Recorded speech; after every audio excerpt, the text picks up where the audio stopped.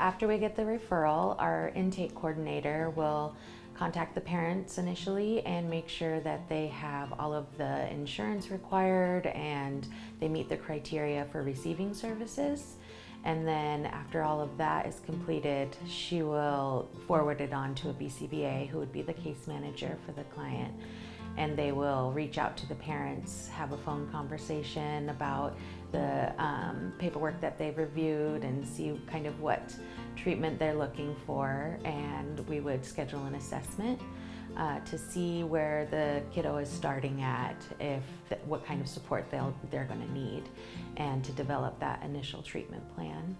And then after the assessment, we score the assessment, meet again with parents after developing a treatment plan based on the assessment, and make sure the parents agree to all of that treatment and see the value in it and that we haven't missed anything. And after they agree, we schedule for them to start.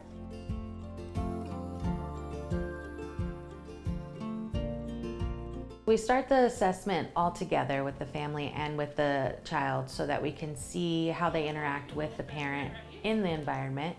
And then we ask to be able to continue the assessment out of the room and in our clinic environment. When we leave the room, we will follow the child and kind of direct them into different spaces, but really we're following their motivation, what they want to do. We want to see what they're interested in. If we want to determine whether they've got the skill of talking about colors or identifying shapes or something. The kid is playing and then we join them in the play, and then we'll just pause and say something like, touch green, which one's green? Or can you give me the triangle?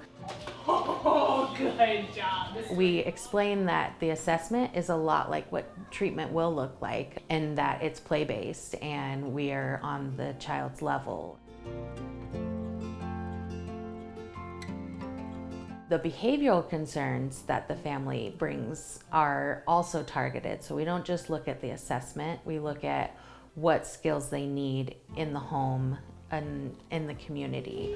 Like social interaction, Yeah. even? Yeah, trouble in any social situation. If it's hand washing or if it's toileting, that often comes up. If it's being able to make their bed, we'll do any of those programs that the assessment's not necessarily going to capture.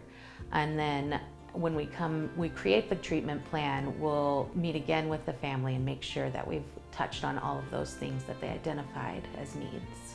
Ethically and just humanly, we have the responsibility to have input from the family at all steps and get consent at all steps, and assent, which is also included with the child wanting to participate with what we do. If at any point they don't consent to a procedure, then we won't do it. We will always take what they want and do it the best to our ability.